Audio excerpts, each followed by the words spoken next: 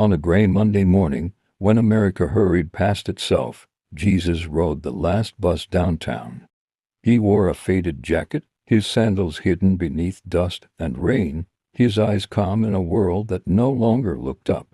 No one recognized him. They were busy scrolling headlines about fear, power, and money, about who was winning and who was losing. The bus stopped near a towering glass building where executives argued over profits. Jesus stepped off, watching a man in a suit shout into his phone about numbers that never seemed enough.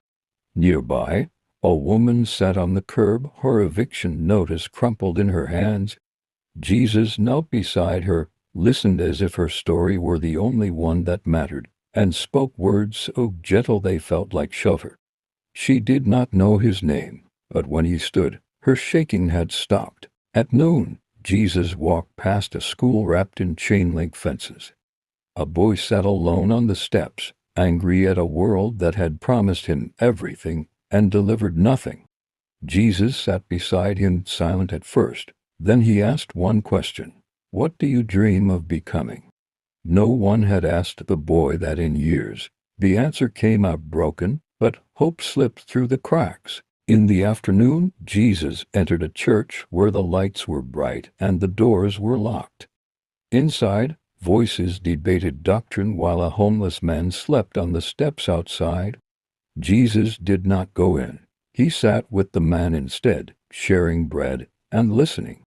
The man laughed for the first time in weeks, unaware he was eating with the one the church sang about. As evening fell, Jesus stood at the edge of a city park where protests clashed and sirens wailed. People shouted about freedom, justice, and truth, each certain they owned the words. Jesus raised his hands not to command, but to invite. Those closest felt something loosen inside them. For a moment, no one yelled. They remembered why they cared at all. When night came, Jesus returned to the bus stop. The city glowed with screens and slogans, yet felt strangely empty. A tired nurse sat beside him, tears streaking her mask.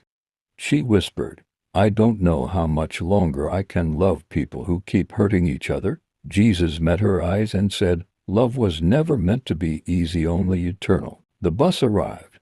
Jesus stepped on, disappearing into the night.